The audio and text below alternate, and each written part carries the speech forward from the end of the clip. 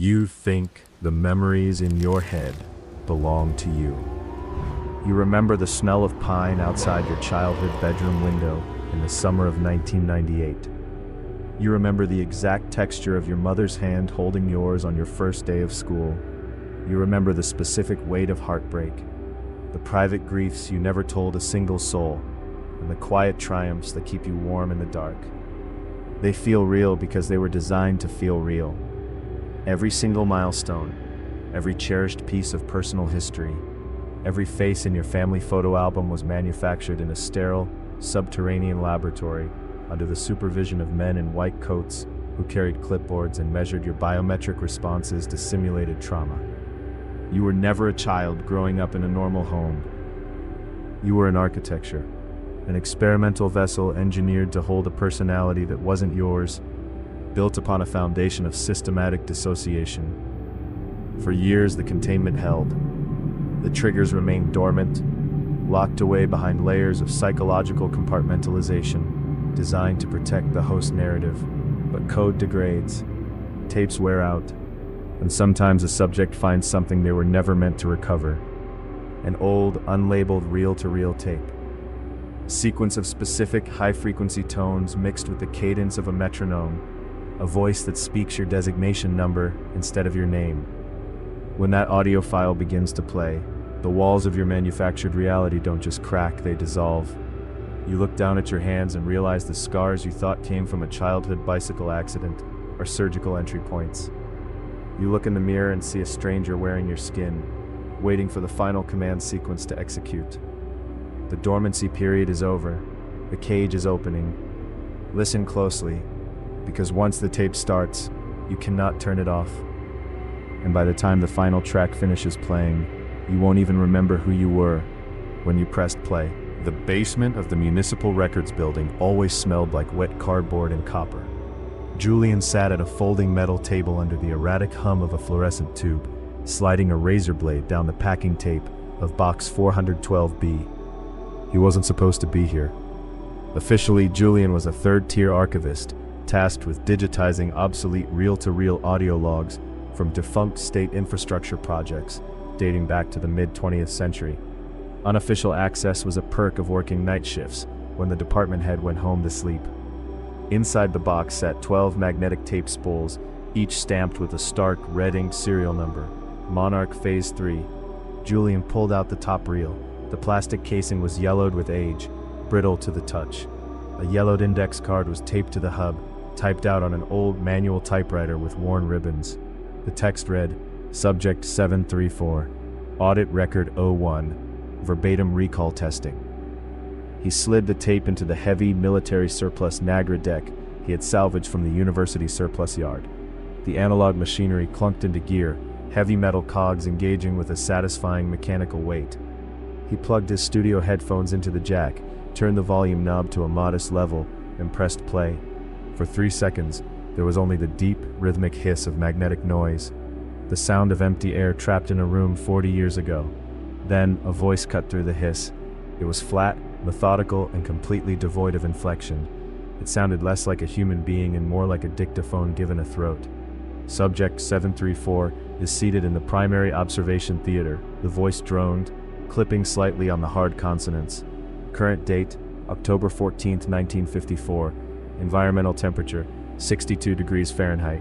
Visual stimulation protocol initiated. Exposure to primary trigger image, Monarch specimen pinned and labeled. Julian adjusted his headphones, leaning closer to the speaker cone. There was something intensely jarring about the cadence. It sounded clinical, almost surgical. Subject exhibits initial hesitation. The audio continued. Applying secondary auditory stimulus. Tone frequency 400 Hz, pulsing at 60 beats per minute. Note the pupil dilation. Note the minor motor twitch in the left index finger. The subject is attempting to recall a memory of an orchard in late autumn. This memory is a designated fabrication. Code designation, Seed Alpha. Julian froze. His hand resting on the edge of the metal table twitched. Just a minor, involuntary spasm in the left index finger. He stared down at his hand, his breath catching in his throat. A strange, cold prickle spread across the back of his neck. It was a statistical coincidence, he told himself. A weird fluke of timing. People twitch all the time. ambient muscle fatigue from sitting in a damp basement for 6 hours straight. He reached for his coffee mug, but the tape kept rolling, the Nagra deck pulling the brown ribbon across the magnetic head with a steady hypnotic purr. "We will now test the stability of the seed alpha narrative," the flat mechanical voice said from inside his headphones. "Subject believes he fell from an apple tree at age 7, fracturing his right radius. Let us inspect the structural integrity of that fracture." Julian stopped, his right arm, his right radius throbbed with a sudden, searing flash of phantom pain, exactly 3 inches above the wrist. He dropped his coffee mug. It shattered against the concrete floor, dark liquid splashing across his sneakers, but he didn't look down. He sat paralyzed in the flickering fluorescent light, his eyes fixed on the spinning reels of the tape deck as the voice on the recording uttered a sentence that turned the blood in his veins to ice. "The bone was never broken. The cast was applied to anchor the memory. Subject 734, if you are listening to this track during the recovery phase, your arm feels fine." The ceramic shards from his coffee mug lay scattered across the damp concrete floor, surrounded by a rapidly spreading pool of dark liquid. Julian didn't move. His right arm felt heavy, dead, the phantom ache receding into a dull numbness right where the recording had claimed the bone was never broken. He reached down with his left hand, his fingers trembling as they brushed against the skin of his right forearm. There was no scar. He had lived his entire life believing he carried a white line from a childhood fall off the oak tree behind his grandparents' house. Now the skin was completely smooth. Narrative degradation is proceeding within normal operational parameters. The flat voice droned from the deck across the room. Subject 734 is experiencing initial somatic dissonance, proceeding to Phase 2 verification sequence. Julian ripped the headphones off, the plastic pads slapping against the table. He stood up so fast his metal folding chair tipped backward, crashing against the floor. He backed away until his shoulder hit the damp brick wall. "It's an old psychological art piece," he told himself, chest heaving. "Some sick archival prank." His hand pulled out his phone, opening the cloud-synced photo album labeled Family 1995 to 2005. He tapped through until he found the folder titled Ohio Summer 98. There he was, a 7-year-old boy sitting on the grass beneath a massive oak tree, his right arm wrapped in a thick white plaster cast, signed by his mother and brother. Julian exhaled a ragged breath. He tapped the thumbnail to zoom in. The cast wasn't white. It was gone. In the expanded photograph, his younger self was holding a rusted metal pipe. The oak tree wasn't there either. It was a towering chain-link fence, backed by a windowless concrete wall painted institutional gray. And standing 3 feet behind him was a man in a white lab coat, his face blurred out by analog static. Julian dropped his phone. It hit the floor with a hollow thud, the screen cracking. Across the room, the Nagra deck kept spinning. Subject 734 has attempted to access local visual backups. Note that digital verification files have been successfully updated to match baseline parameters. You were never in Ohio, Julian. The fluorescent hum overhead seemed to sharpen into a high-frequency whine, drilling directly into Julian's temples as he stared down at the cracked screen of his phone. The device lay face up on the cold concrete, its display casting an eerie, pale light across the dark floorboards. The image hadn't reverted. The child in the photo was still holding the rusted metal pipe, and the man in the white lab coat still stood in the background, his face obliterated by a shifting, crawling shroud of analog static. Julian's chest rose and fell in shallow, rapid gasps. Every instinct screamed at him to run, to grab his keys, sprint up the concrete stairwell, and drive away from this subterranean archive until his tires hit the open highway. But his legs felt anchored to the floor, heavy and unresponsive, as if the gravity in the room had doubled. From across the chamber, the heavy metal cogs of the Nagra deck engaged with a metallic click. The magnetic tape kept pulling, feeding the brown ribbon across the playback head. Subject 734 displays standard fight-or-flight avoidance tendencies, the flat mechanical voice stated, unbothered by Julian's terror. This is a predictable behavioral loop. Every iteration attempts spatial escape before realizing that the parameters are fixed, proceeding to Phase 3 environment synchronization. Julian forced his body to move. He stumbled forward, ignoring the crunch of shattered ceramic under his shoes, and lunged for the deck. He slammed his hand down on the stop button. throwing the mechanical latch upward with frantic force. The reels ground to a halt. The tape stopped spinning. The silence that followed was absolute. The low mechanical hum vanished, leaving only the sound of Julian's own ragged breathing bouncing off the damp brick walls. He let out a shaky, trembling laugh, his fingers gripping the edge of the metal table. "Stopped," he muttered, his voice cracking in the empty room. "It's just a machine. You turn it off, it stops." He reached out to pull the power cord from the wall outlet, his fingers brushing against the heavy rubber insulation. But before his fingers could close around the wire, a sound echoed from the dark hallway outside the records room. Thud, thud, thud. It was the slow, measured sound of heavy rubber-soled boots walking down the concrete corridor. Not hurrying, not running, just a steady, methodical pace coming from the pitch-black hallway that led deeper into the municipal basement. A hallway that, according to every architectural blueprint of the building, led only to a sealed brick wall installed during the renovations of 1982. Julian froze, his hand hovering over the power cord. The footsteps stopped right outside the open doorway of the records room. A shadow stretched across the threshold, cast by the flickering overhead light. It was the silhouette of a man wearing a long, stiff white laboratory coat that reached down to his knees. In his right hand he carried something long and metallic that dragged against the concrete with a faint, grating screech. Julian's heart hammered against his ribs like a trapped bird. He pressed his back against the wall, holding his breath, praying to whatever god might be listening that the figure would walk past. Instead, the silhouette paused in the doorway. A hand clad in a thin surgical glove reached out and gripped the wooden doorframe. "Subject 734, a voice whispered from the doorway, not coming from the machine, but from the throat of the man standing in the dark. It carried the exact same flat, inflectionless cadence as the audio tape. "You forgot to rewind." The shadow in the doorway did not move. The tall man in the stark white laboratory coat stood motionless against the damp brick frame, his left hand gloved in latex, resting lightly on the splintered wood. In his right hand, a heavy steel rod scraped another fraction of an inch against the concrete floor, sending up a faint white plume of stone dust. "Subject 734, the voice repeated from the corridor, devoid of breath, emotion, or cadence. It was the exact duplicate of the recording playing on the Nagra deck behind Julian. "Protocol requires continuous auditing. You have attempted to sever the connection 3 times. Julian pressed his shoulders harder against the brick wall, his breath coming in shallow, frantic hitches. Every survival instinct he possessed told him to bolt past the figure into the dark hallway, but his legs refused to obey. He was paralyzed not by physical force, but by the overwhelming, suffocating realization that the perimeter had already closed. There was no outside left to escape to. "I'm not a subject," Julian whispered, his voice trembling so violently the words barely cleared his teeth. "My name is Julian. I work here. I'm an archivist." The man in the white coat tilted his head to the side at an unnatural, rigid angle. A sharp click echoed from his cervical vertebrae, like dry timber snapping under pressure. "Archivist is an occupational designation assigned during Phase 1 adaptation," the man replied, taking a slow, measured step across the threshold into the records room. His rubber-soled boot landed with a heavy, deadened thump on the concrete. "There is no municipal records office on sublevel 4.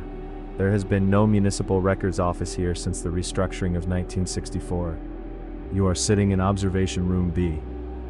Julian's eyes darted frantically around the cramped space for an exit, a weapon, anything. But the metal folding chair lay smashed on the floor. The ceramic mug was a constellation of white shards and dark fluid. The only other object of weight was the heavy, military surplus Nagra tape deck resting on the metal table. As the white-coated figure took a second step closer, the magnetic tape deck on the table suddenly clicked again. The reels began to turn on their own, even though Julian had slammed the stop latch moments before. A new track began to play, drowning out the ambient hum of the room with a harsh, rhythmic clicking sound like a metronome built out of bone. Initiating audio compliance loop, the machine droned, the speaker cone rattling with high-amplitude static. "Subject 734 is exhibiting verbal resistance. Applying corrective frequency sequence at 800 Hz.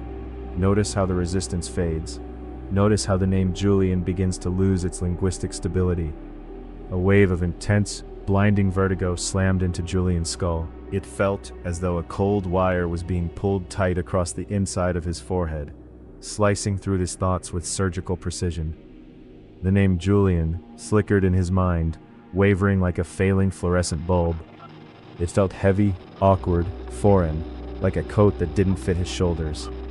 He tried to think of his mother, of his childhood home in Ohio, of the digital photo on his cracked phone screen. But the images were dissolving into a gray, uniform fog, scrubbed clean by the rhythmic clicking of the tape deck. The man in the white coat stopped 3 feet away. He raised his right hand, revealing what he was dragging across the floor. Not a metal rod, but a thick cable ending in a multi-pronged analog jack, stripped to raw copper wire. "Repeat the designation," the man commanded, his voice overlapping perfectly with the audio playing from the deck. "Repeat the designation, subject 734, or the rewriting process will begin from zero." The copper wire at the end of the cable hummed with a low parasitic frequency that vibrated right through the soles of Julian's shoes. His teeth ached, a sharp metallic tang spreading across his tongue as if he had just bitten down on a battery. "I don't know you," Julian gasped, his hands flattening against the cold brick behind him as he tried to sink into the wall. "Get away from me." The man in the white coat did not blink. His eyes behind the thick, glare-free lenses of his wire-rimmed glasses were completely flat, fixed on a point just above Julian's bridge of the nose. He took another step forward, closing the distance until the hem of his sterile coat brushed against the shattered ceramic shards on the floor. Verbal denial logged at 94% confidence. The Nagra deck hissed, the reels spinning in a manic blur. Initiating secondary overwrite. Subject name parameter update. Clearing legacy identifier Julian. Preparing designated index field. A sudden, blinding spike of pain tore through the left hemisphere of Julian's brain. It wasn't a headache. It was a physical sensation of tearing, like dull scissors cutting through wet velvet behind his eyes. He clutched his head with both hands, letting out a ragged choke as his knees buckled. The memory of his mother's voice, the one he had sworn he would never forget, the one that used to call him down for dinner on cold autumn evenings, fractured and dissolved into a puff of gray static. He tried to picture her face, but the features smeared together, melting away into an empty, featureless oval of white light. What was her name? The panicked question echoed in his skull, but there was nothing waiting for him in the dark. The file had been deleted, the sector had been formatted. Designation vacancy confirmed, the man in the white coat whispered, his voice vibrating with the exact same frequency as the machine. He raised the raw copper cable higher, the exposed strands sparking a pale blue-white arc in the dim air. Memory allocation empty, proceeding to input phase. Julian dropped to his hands and knees, gasping for oxygen as the concrete floor beneath him suddenly felt wrong. It wasn't rough, cold stone anymore.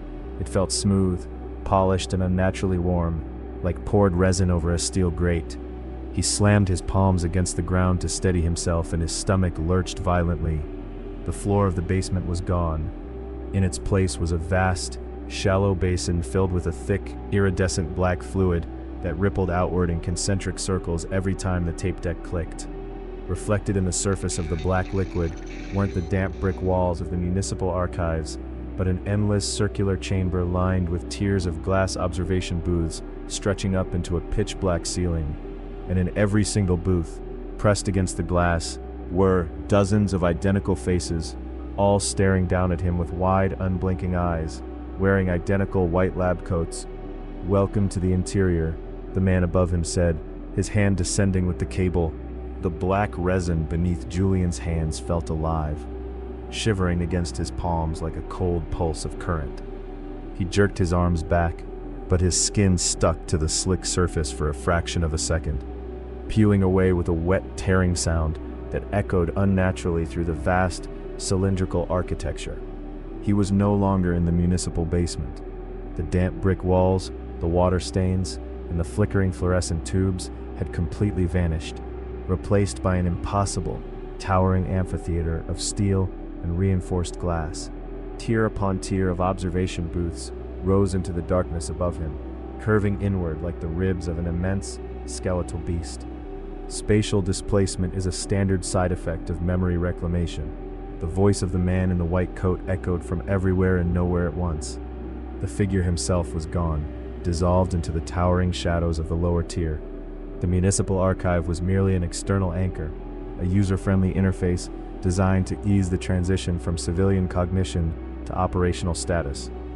Julian scrambled backward on his hands and knees, his breath catching in his throat as his shoulder collided with a heavy vertical steel pillar. He looked up, his chest heaving. In the glass booths surrounding him on all sides, hundreds of figures pressed their faces against the transparent panes. They all wore identical white lab coats. They all had the same vacant, unblinking stare. And as Julian watched in mounting horror, every single one of them raised their right hand in unison and tapped the glass twice. Tap, tap. The sound reverberated through the steel deck like a series of small, calculated gunshots. Julian squeezed his eyes shut, pressing his palms against his ears to block out the rhythmic assault. But the sound wasn't coming from the outside anymore. It was ticking inside his own skull, vibrating against his eardrums from the inside out.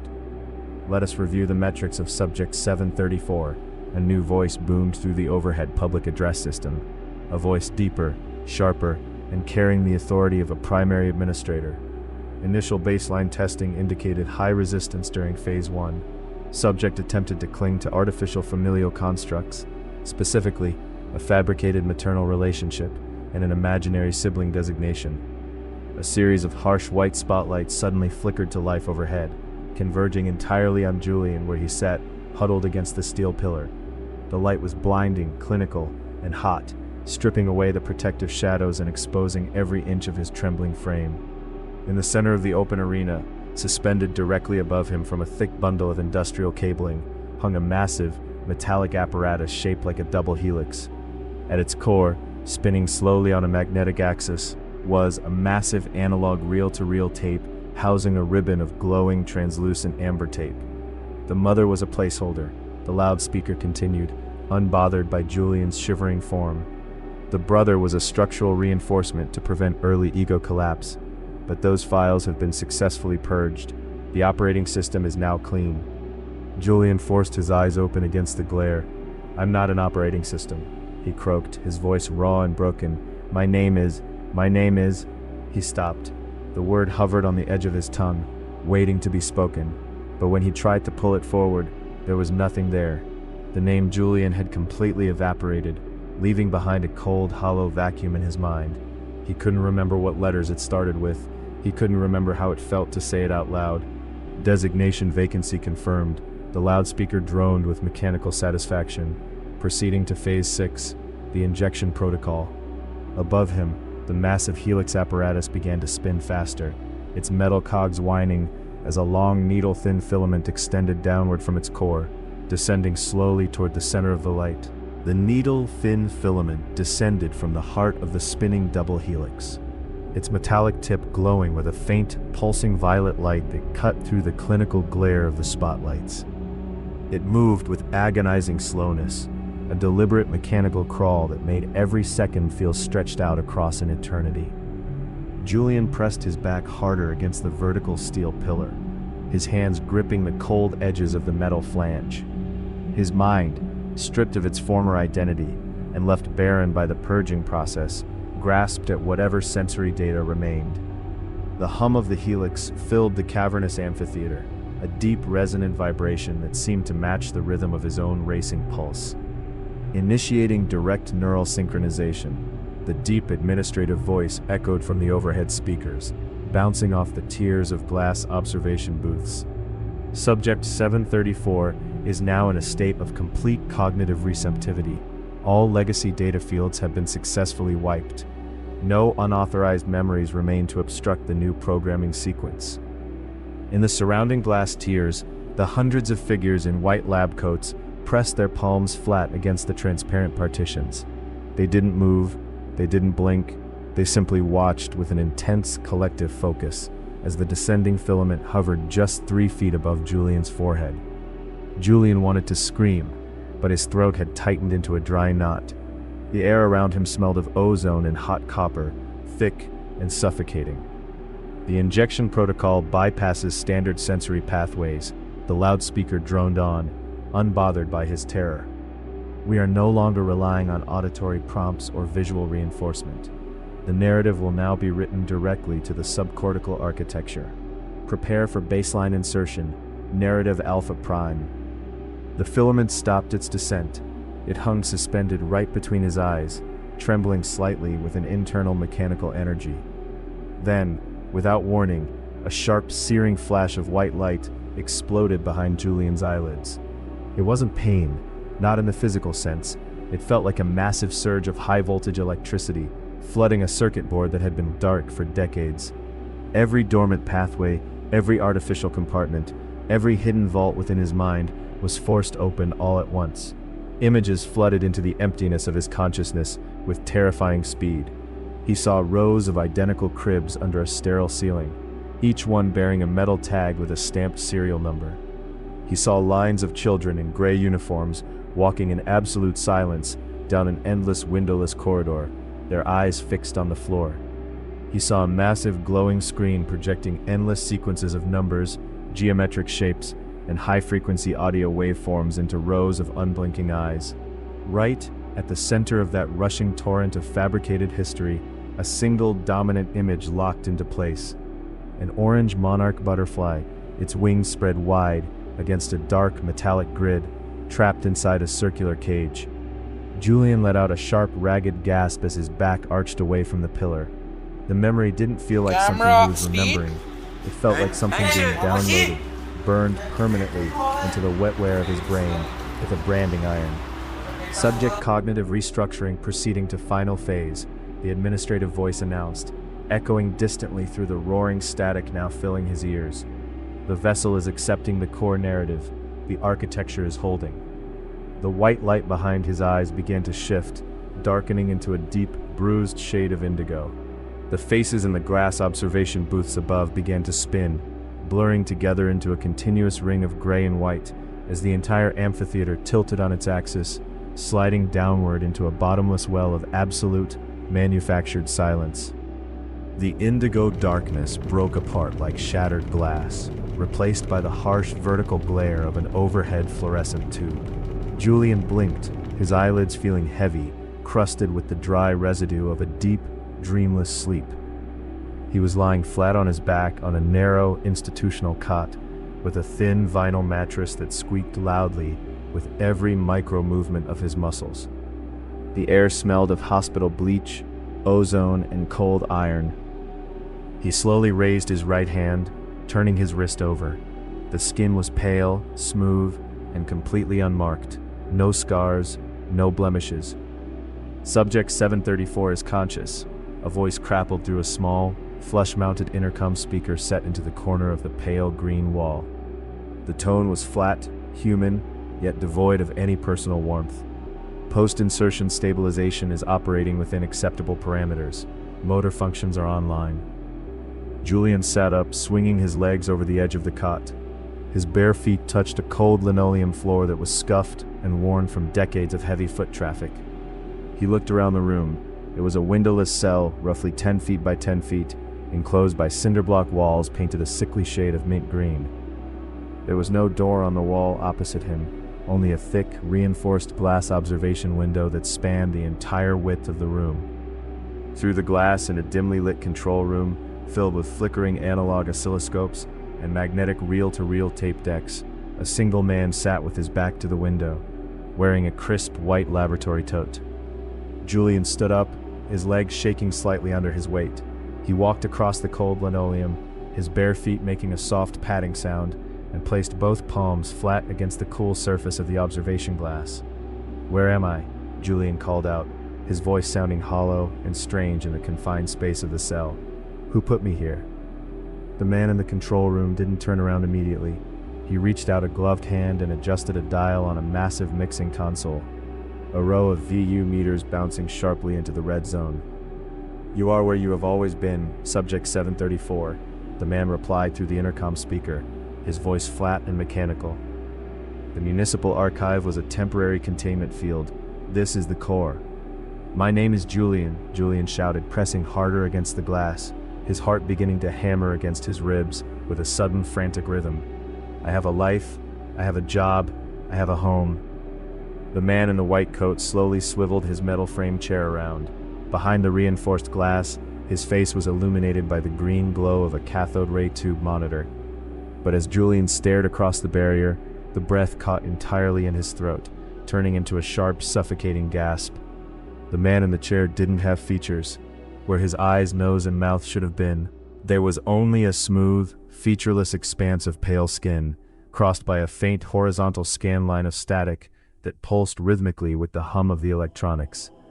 Julian stumbled backward, tripping over the edge of the metal cot and crashing hard onto the linoleum floor. "You have no home outside of this sequence," the Faceless administrator stated through the speaker, the audio clipping slightly on the high frequencies. "You are the narrative, and the final chapter is about to be recorded." On the control desk behind the glass, a massive analog tape machine clicked into gear, its heavy metal spools beginning to spin in a blur of motion as a long strip of amber tape began to feed into the drive head. The amber tape tore across the magnetic heads of the Nagra deck with a high, piercing whine that vibrated directly against Julian's skull. He lay sprawled on the cold linoleum floor of the mint-green cell, his fingers curling tightly into the seams of the tiles as another wave of nausea rolled through his stomach. Through the thick observation window, the faceless man in the white coat reached out slowly and pushed a heavy master slider upward on the mixing console. A wall of sound erupted from the flush-mounted intercom speaker. Not a voice, but a deafening, multi-layered cacophony of white noise, high-frequency metronome ticks, and thousands of overlapping whispers, murmuring a single phrase on an endless loop. "Subject 734 is online. Subject 734 is online." Julian screamed, pressing his hands hard over his ears, but the sound wasn't entering through his ears anymore. It was being broadcast straight into the motor cortex of his brain, bypassing his eardrums entirely. Every muscle in his body seized up, rigid and locked, as if a massive electric current had been switched on beneath his skin.